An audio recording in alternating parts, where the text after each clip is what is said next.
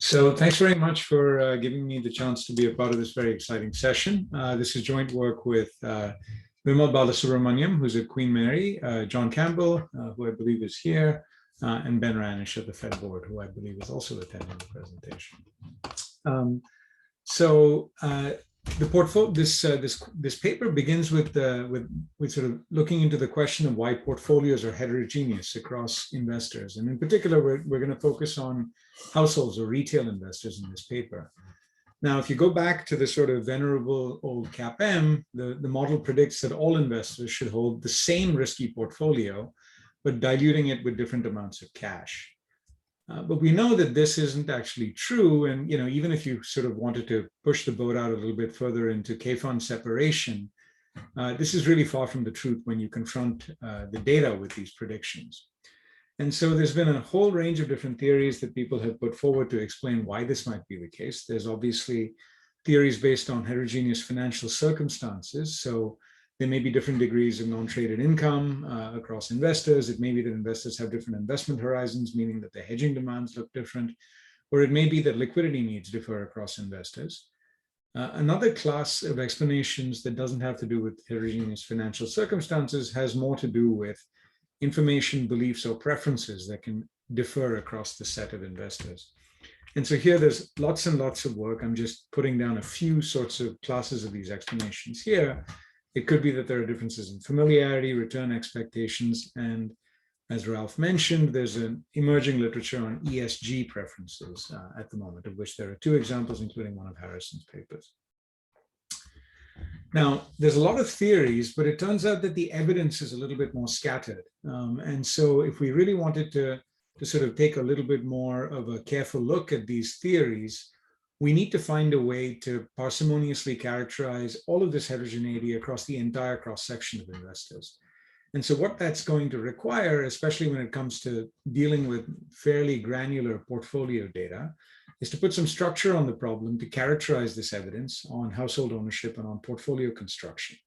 Now, of course, there's a big literature on the drivers of retail trading, which has been very influential, but this is distinct from that and sort of is really trying to think about the determinants of portfolio construction. And so that's the question that motivates this paper, hence the title, which is we start with the question of what, which is if you were to take stocks and then describe them as a list of characteristics, which of those characteristics have heterogeneous clienteles? That is to say, are there some characteristics along the dimensions of which you can split investors and say, some people really like this characteristic and other people seem to really avoid this characteristic in their portfolios? The second part of this is to ask, once you had a good characterization of what, which is these clienteles, which is who are these clienteles? So if you were to describe a set of investor attributes, which investor attributes can you connect to these particular sets of stock characteristic clienteles? And in particular, we're going to also then try to group stock characteristics into clusters to try to come up with a more parsimonious summary of the evidence. So now there are a number of challenges facing us in this task. There's a conceptual challenge, which is we need to find a way to characterize a very big sparse holdings matrix that records the holdings of N stocks by H households.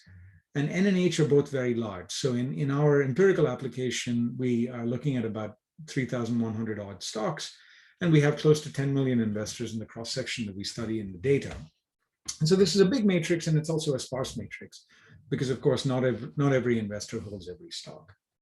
And of course, as Ralph referred to in his introductory remarks, there's measurement challenges as well, which is that the data for this has not been available very easily. Household surveys rarely ask about individual stocks that households hold. Brokerage firm data don't often capture the complete portfolios of investors.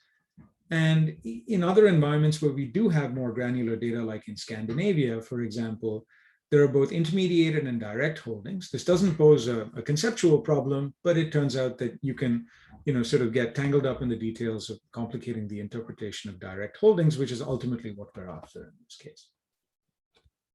So the responses that we have in this paper to both of those challenges are that we have a conceptual response where we draw an analogy that turns out to be extremely useful, which is that if you were to think about the N by H holdings matrix, focusing on a single cross-section of the data, that is to say, a single point in time, then you can view that holdings matrix that documents the holdings of N assets by H investors in a way that is analogous to the N by T return matrix R that records the returns of N stocks over T different time periods.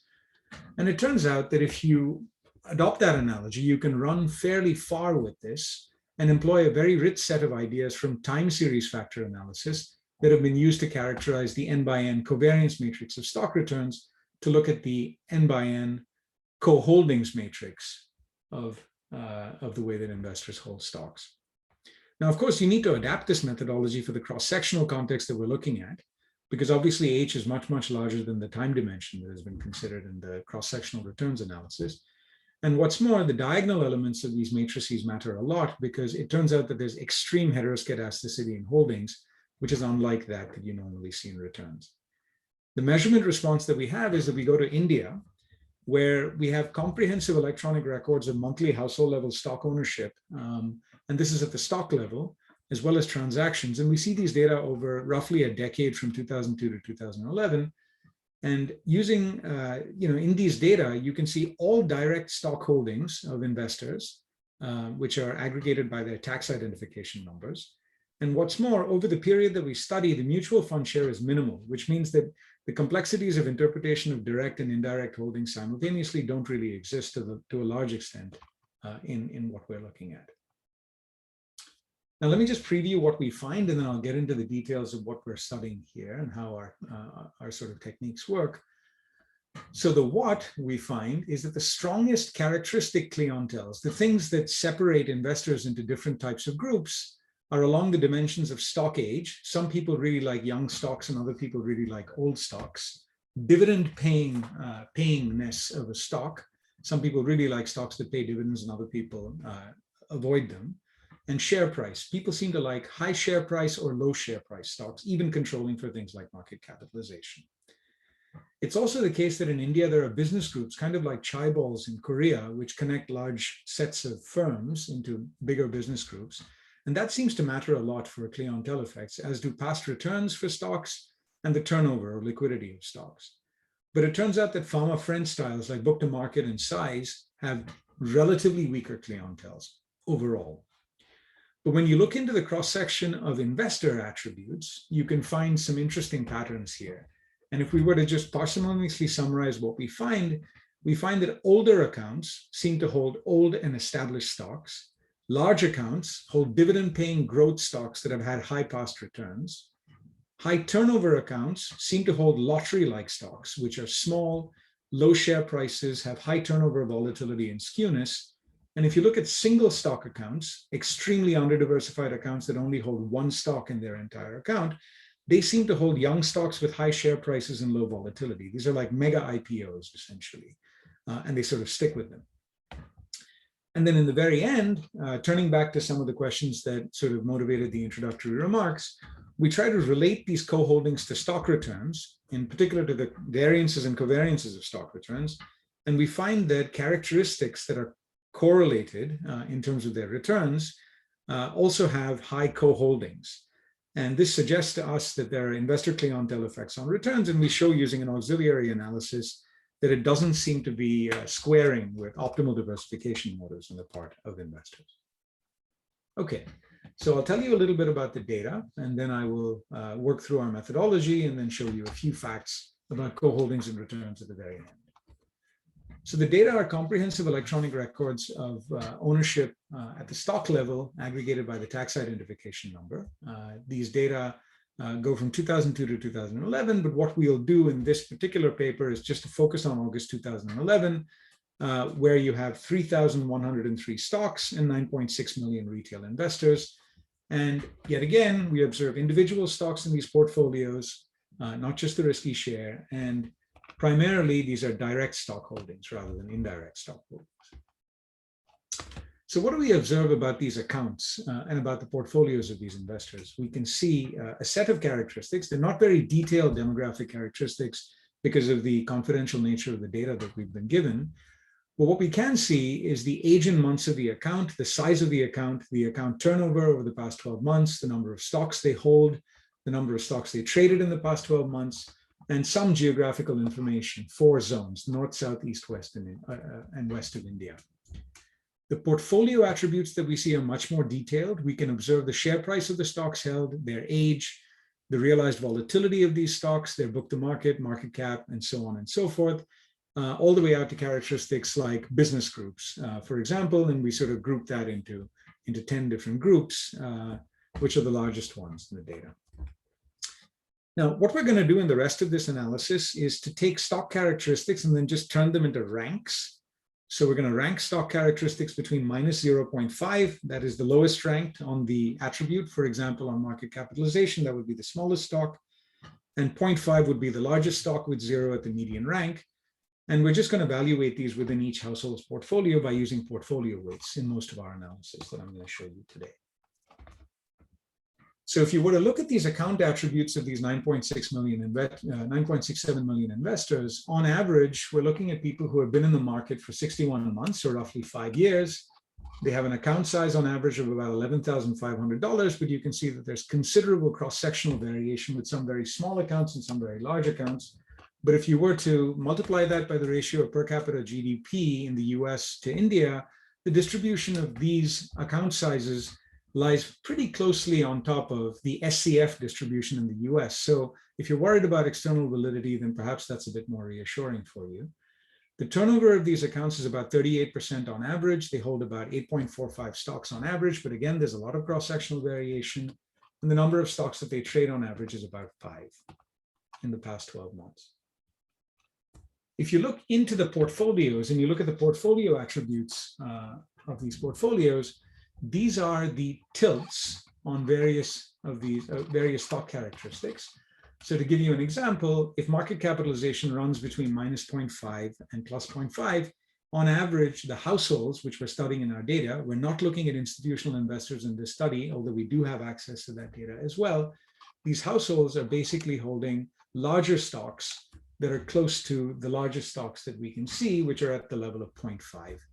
But the thing that's really interesting here is not these average tilts, it's the cross-sectional variation in these tilts. And this really is our measure of clientele effects, put differently. So for example, if we were to look at stock age, this has a very high cross-sectional standard deviation of this attribute across investor portfolios. And you can see at the 10th percentile of the distribution, they're holding extremely young stocks. And at the 90th percentile of the distribution, they're holding extremely large stocks. And so this is really our measure of clientele effects, which is which ones of these characteristics allow us to really separate investors into these different types of groups. Okay. So what stock characteristics have clienteles? We're going to formalize that analysis slightly more. In order to do that, I'm going to have to introduce a little bit of notation. So going back to time series factor models in that analogy, stocks run from 1 to n and time runs from 1 to t, and those are the 2 dimensions you consider in that type of analysis.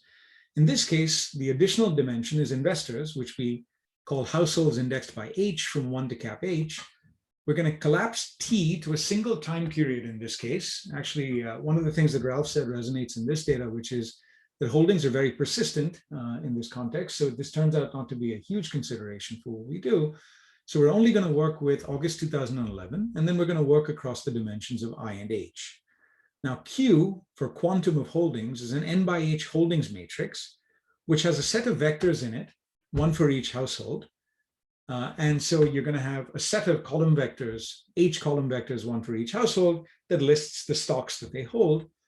And so n of those elements are going to contain zeros where the household doesn't hold the stock. And it's going to contain the portfolio weight in our main analysis for when the household does hold the stock. So there's going to be lots and lots of zeros and a few populated portfolio weights in these QH holdings vectors. And we're just going to stack all of them. And of course, if you look along the rows, you can just see which households hold any given stock as well, which is what you can call the investor vector. Now, this n by h holdings matrix is quite helpful because what we can do is we can basically take the outer product of this matrix with itself once we've demeaned it. And you can really think about this as exactly analogous to the empirical covariance matrix of stock returns. And given our choice of portfolio weights, it's positive semi-definite and all of that good stuff, just like the covariance matrix of stock returns. What's in this matrix?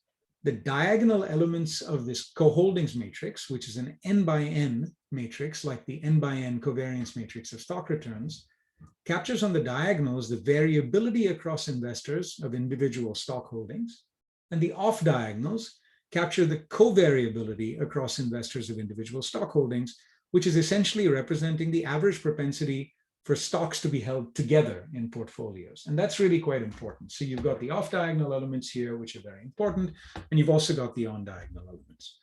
Now, of course, given the extreme heteroscedasticity of holdings, the diagonal elements are going to matter a lot here, which is unlike the stock returns context, where the covariance matrix, the off-diagonal elements are much more important than the on-diagonal elements. Now, once again, if we were to just think about the cross-sectional variance of the average characteristic tilt in investors' portfolios on any given characteristic, that is what we call characteristic clientele strength.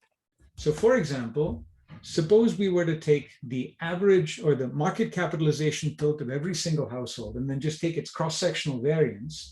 If that cross-sectional variance is high, then some investors are holding very large stocks and other investors are holding very small stocks in their portfolios. And we would say that size has a very strong clientele strength.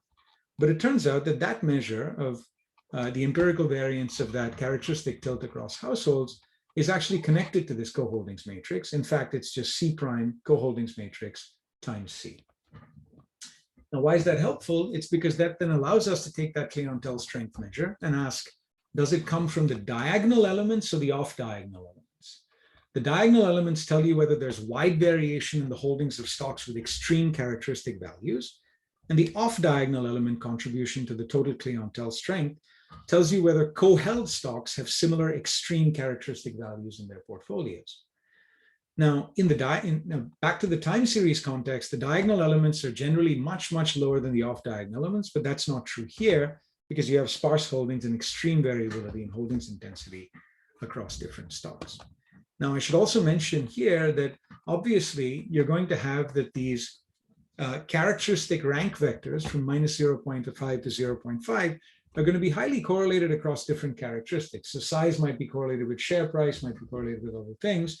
So we need to adopt an orthogonalization procedure in order to make those things look independent enough. And that's one of the things that we do here.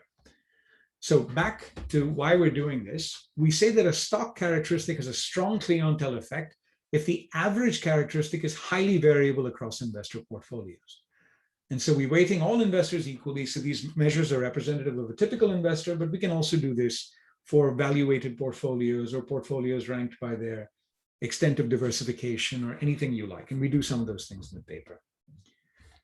And this is analogous to the time series literature on factor returns that says that a characteristic represents an important risk if long-short characteristic portfolio based on that characteristic is a high return variance. And so there's this nice paper by Kozak, Nagel, and Santosh that talks about that. So what does this look like in the data when we just compute these measures across all these orthogonalized characteristics? So in the data, as you can see here, we find that stock age is the one that has the greatest cross-sectional variance. And so this is the one that we think has the highest, based on our measure, characteristic clientele strength in the data. This is followed by whether a stock is a dividend payer or not. It's followed by the share price of the stock. That also seems to separate people a lot, turnover, and so on and so forth. But you have to go really far down in order to see things like book to market, market capitalization, or beta, which is what, traditionally speaking, the Fama-French factors are sort of based on, right? So now the other question is, how much of this is coming from the diagonal contribution versus the off-diagonal contribution? In all of the data, you can see that the diagonal elements are really factoring in a lot, which is the variability of the holdings across investors. But you can still see that in some of these cases, the co-holdings is also contributing something to clientele strength. So, for example, share price, is something where people will hold lots of high share price things together in their portfolios or hold lots of low share price stocks together in their portfolios. Okay.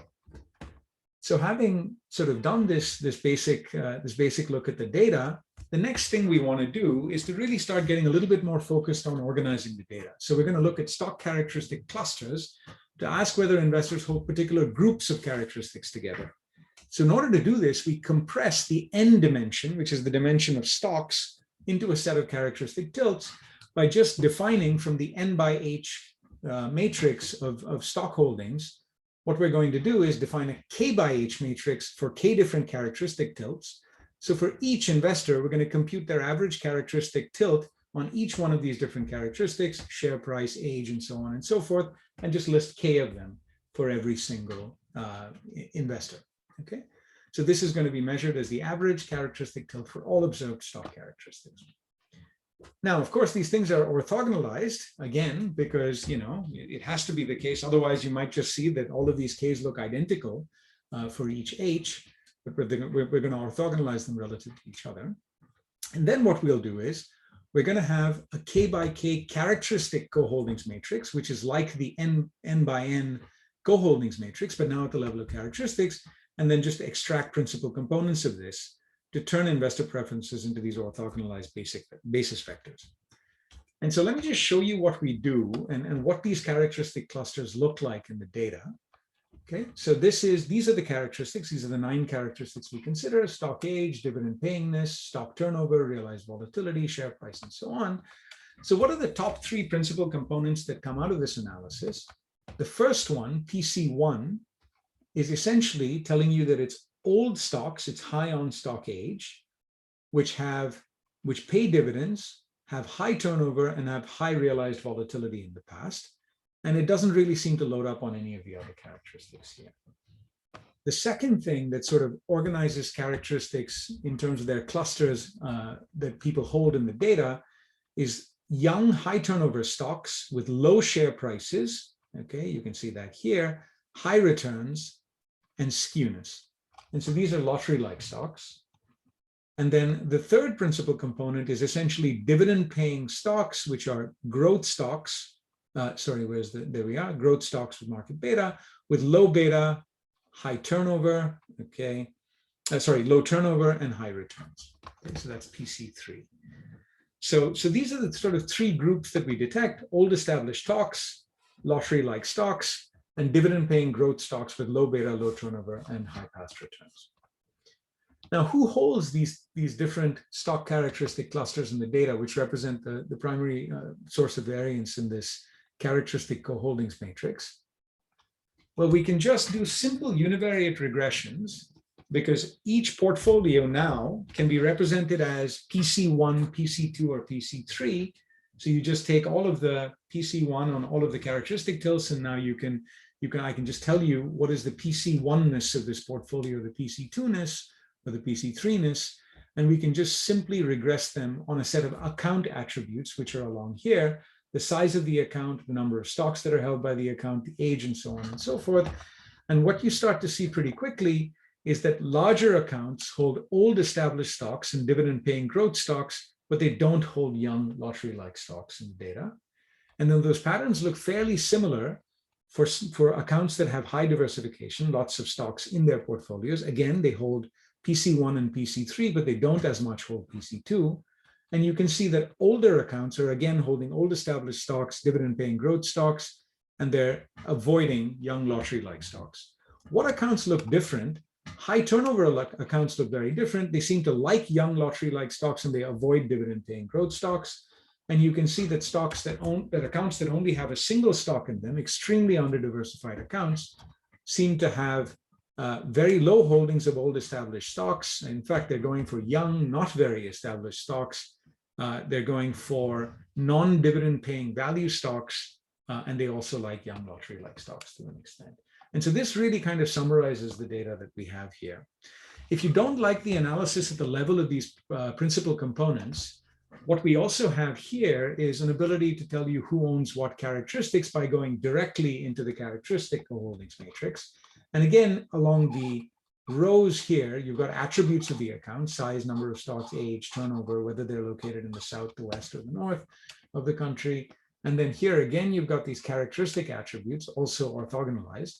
And we're not doing univariate regressions anymore here. We're doing multiple regressions, where we're going to take stock age tilt of the account and then regress it on a whole set of account attributes. These are the adjusted R-squareds of each one of these regressions along the bottom over here. And what you can see is you can start building up a picture that's a little bit more nuanced about what people are holding. I'm just going to summarize that for you here. Tarun, you have 5 more minutes. Okay, sure. Which is that older accounts hold old, small, low turnover value stocks with high returns. Large accounts hold old, small, high share price, dividend paying growth stocks with high returns. High turnover accounts hold essentially lottery-like stocks, and single stock accounts hold what we call mega IPOs, young stocks with high share price and low volatility. Now, yet again, you can go even deeper into the analysis if you wanted to and go down to a level of granularity of individual stocks. We do that in the paper. I'm not going to have too much time to talk about that right now. But essentially what you can do is you can just run a factor model where you explain the portfolio weights of any given household H on any given stock I by using a range of different account attributes, which we call factors here, which vary across households. But you can also do things like throw in attributes of the portfolio. So for example, if I take a particular small stock, is it the case that holding other small stocks in the portfolio, or the average size of the stocks in the portfolio, tells me about the propensity to hold this particular small stock? And of course, since there's all of this sparsity, we need to do this using leave-out estimation. So it tends to be a little bit more cumbersome. So anytime I'm going to use the portfolio weight here, I won't use it in the construction of the factor on the right-hand side. Okay. And yet again, a useful factor helps to explain cross-sectional dispersion in household stock holdings, with dispersion and loadings being quite important. Okay, so here we find another set of results, account attribute factors that sort of confirm what we find. Portfolio attributes like market capitalization, share price, dividend paying, and stock gains have dispersed loadings, and so on. And of course, industry and business group factors play a role, typically not acknowledged in the literature. Now, in the last couple of minutes that I have, I just want to quickly tell you about how we connect these observations on co-holdings to returns. So what we do is something very simple. This is regressions with 9 observations and 36 observations. Of course, we can use the full power of the cross-section in what we do, but this is actually quite instructive in showing us what's happening. So the dependent variable here is essentially just the variances of return factors on 9 different characteristics. So you can really think about this as, for example, if it's size, if I have a portfolio that is basically weighting stocks by their size, and I put that into a portfolio and I measure the variance of that portfolio, I can do that for 9 different characteristics. And now I've got the return variances of these 9 portfolios, hence the 9 observations on the left-hand side. Now, if I put on the right-hand side our clientele strength measure, it turns out that at first glance, it looks like nothing's going on. There's no relationship between these things. But as soon as we start to split apart that clientele strength indicator into the diagonal contribution and the off-diagonal contribution, which I talked about earlier, now you start to see some interesting patterns. Okay, essentially, there is greater variability in holdings associated with less volatile characteristics. Widely held stocks in particular tend to be less volatile. And so that's what's coming out of this diagonal element. But that's not really as interesting as what's happening on the off-diagonal element. What that's telling you is that stocks that tend to be held together in portfolios, or in this case, characteristics that tend to be held together in portfolios, actually seem to have higher variance on average. Okay, so the return variance of particular characteristics associated with particular characteristics is actually higher for stock or for characteristics that tend to be co-held in portfolios. You can also do a covariance matrix of this 9x9 covariance matrix of these return factor portfolios, and then just look at the lower triangular elements of that matrix, the 36 observations. And basically what you see here is, again, that characteristics that tend to be co-held in portfolios together also tend to co-move in terms of their returns. Okay, so this is actually pointing again in the direction of something to do with equilibrium asset pricing. Here, we don't think it has to do just with a lack of diversification or interpretations thereof, but we can talk more about this in the discussion.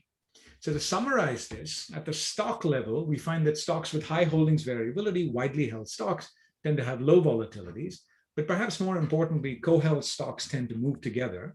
At the characteristic level, characteristic portfolios that load on stocks, which are essentially widely held, have low volatility. Characteristics with strong co-holdings have high volatility, and perhaps most intriguingly, characteristics with common co-holdings tend to co-move. Now, these patterns are inconsistent with optimal diversification. We do some work using a lasso estimator to basically show you that the CAPM or Fama French style portfolio construction doesn't really explain what's going on here. But we do believe that it could be the case that if investor clienteles buy and sell co-held stocks at the same time, that could explain the positive relationship. Okay, so I'm out of time, so let me quickly conclude. So this paper seeks to understand how investors create stock portfolios in a natural environment without assistance from mutual fund managers. We introduce a new cross-sectional factor model of asset holdings, which borrows ideas from time series factor analysis of returns with appropriate adaptations. We find that some stock characteristics have strong clientele effects associated with them. And many of these characteristics are sort of less likely to be things that the standard asset pricing literature has focused on. And we find that different types of investors show preferences for large growth stocks, risky lottery-like stocks, and mega IPOs, and so on. And then finally, stocks that are more commonly co-held tend to correlate more strongly with one another, which runs counter to optimal diversification and suggests to us that clientele effects may indeed contribute to common variation in stock returns. So thank you very much, and I'm looking forward to the discussant's comments. Thanks so much, Tarun. So Jonathan, you have 10 minutes. I'll give you the mic. Okay, thank you very much. I'm not going to share my slides, so please just put them in, put me in speaker view if you can do that, or pin me, and that will mean that you can then see my slides behind me. First of all, thank you very much for in asking me to discuss this paper. It's really a tour de force. It has a huge amount in it, a lot to digest. I guess the way I think of it is it's taken 20 to 30 years of asset pricing analysis of sort of returns and factors and twisted that and mapped it to replace T with H. So we're thinking about cross households instead of across time periods. And then it has all the results that 20 to 30 years of asset pricing could have about factors in asset pricing put into one paper about factors in household and account level data. So it's ridiculous for a discussant. I read it, I let it digest in my brain. I came back to it, I read it, I thought it was something different. And so I'm just gonna have to pick up and do 3 sorts of things with it here. And then I'm probably gonna go back and read it again a couple more times so I can use it and teach it. But for now, I'm gonna talk about 3 things. First of all, let me give you a quick overview of the data and the basic behavior in the data. I'm going to focus a little more strongly on, sorry, I'm losing a bit of my slides. I'm going to focus a little bit more strongly on just the raw data at first, rather than the results that Tarun gave you. Then I'll walk through very quickly the main method and give some of the intuition for what's going on. And then I'll ask a couple of bigger questions about the general theme of this conference, or this session today. So first of all, the data is great. It has nearly all stock ownership in India, as recorded in 2 registries of stockholdership ownership.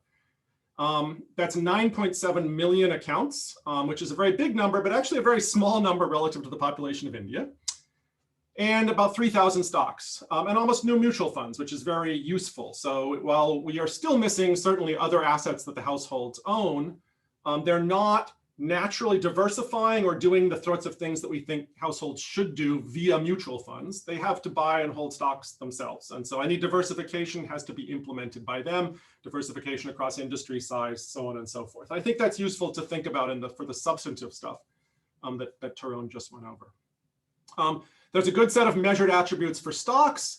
If there's a weakness to the data, it's that there's not a whole lot of measurable characteristics of households. So this is just, we know the accounts. And so while the authors have done an admirable job of teasing out whether some of these features that characterize account level demand for assets map back into the characteristics of households that canonical models think should drive demand for assets.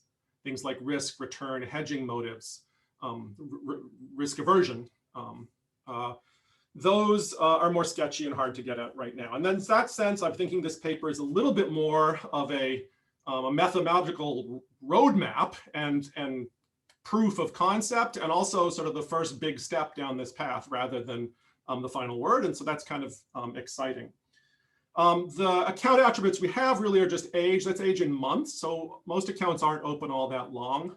And the typical account, the average account has 8.45 stocks.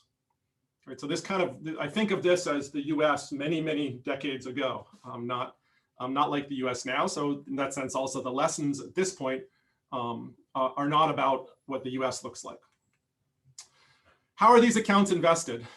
Diversification. So the thing Tarun mentioned, most investors hold only a few stocks. The median stock has 5,000 investors. And remember, there's nearly 10 million accounts. So 5,000 accounts, nearly 10 million accounts. And most investors hold only a few, and they tend to hold only a few large stocks, those that don't own only a few. And that jumps out in the later, more detailed analysis. The second point, efficiency. The paper provides a characterization of how efficient are these holdings by the CAPM, where how conditioning on the number of stocks a given account owns, how close are they to the CAPM implied Sharpe ratio that you could achieve given the market. And so most investors are doing okay. That's the blue line, and the variation around that dotted line is not very big. It's a little bit worse if you look at a 4-factor model of what could be the efficient frontier. But there's kind of a big question on the paper and for this method, and indeed relative to Ralph's introductory comments, which is what is the right benchmark measure of efficiency here? So the paper sort of takes the idea that the benchmark, which I think is right, is everybody have an equal portfolio share. That's the portfolio matrix that they make, and they're measuring deviations from the mean, which kind of has the idea that it's general equilibrium within the household sector. The efficient outcome is that everybody should hold what the household sector holds, just in equal proportion, and then some share of the risk-free asset, suppose. So there's a two-fund separation theorem here. This picture is a slightly different view of that efficiency. It takes prices as fixed, and after the household sector should, as on net, be trading in or out of its sector and buying more of certain stocks and less of other stocks. I mention that because I think it is a theme for demand-based asset pricing in general here, and especially as we walk down to the portfolio side of things, that it's really about the heterogeneity that we're analyzing here and not the mean. Okay, great. The main results. Let me, I'll go through these. Substance. This paper is about the heterogeneity in the portfolio share. So not what observables drive accounts. So what observables drive accounts to either hold a lot or a little of a given stock. And that's really the right place to start here. And that wasn't what I sort of approached this paper thinking would be the right place to start. So I learned a fair bit here. The findings are that investors tend to segregate on stock age a lot. Some accounts hold young, some accounts hold old stocks. Also, stock price, past returns, and turnover. Not what I'd think of as the observable risk-based characteristics of the stocks, things like size, value, the things that we actually think move around the returns. And so it seems, to the extent that relevant characteristics, irrelevant characteristics matter and relevant ones don't, that's sort of what comes out here. Account attributes that drive heterogeneity include account age and number of stocks traded, and also a few of the others. What doesn't matter is geography, which, while crudely measured in the paper, is the one where you might think hedging motives are different by geography, and therefore portfolios should maybe differ by geography. Again, to the extent that it's not great measure, fine, but the things that do matter don't correlate obviously with the things that canonical theories think should matter. And then there's tend to be clusters of stock holdings. So older accounts like older stocks, large accounts like high return stocks. Again, one thing I wanted to point out was that this is just a thought about this being account level data for now, is that there's something of a flavor in some of this heterogeneity as there being different purposes for different accounts. And so one does wonder, if I had a Vanguard account and a Robinhood account, those would look very different, and those might have some of the clustering properties that you observe, but at the household level, it wouldn't look so bad. And indeed, there's other work in household finance in other countries that says that previous papers are pretty well diversified, but then hold a stock or two that aren't so well diversified. Some of the authors of the same papers. Jonathan, you have 2 more minutes. Okay, then I'm gonna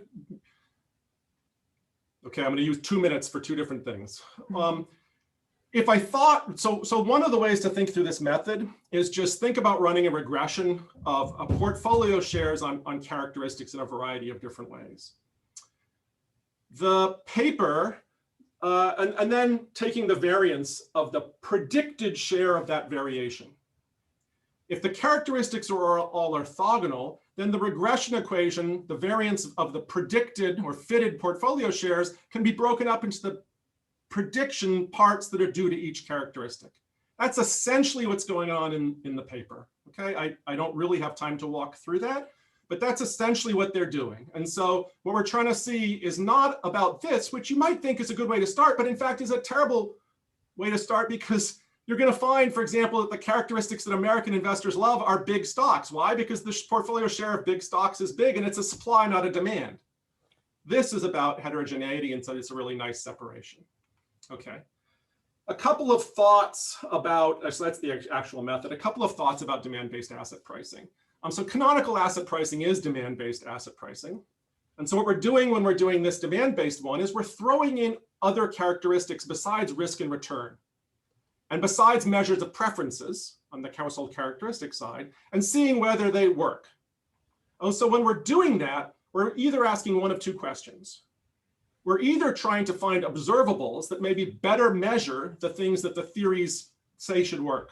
And why might that happen? Well, one reason that might happen is because in all of our canonical models right now, we assume a phenomenal amount of knowledge about all sorts of parameters of returns and expectations, as if households know them with certainty.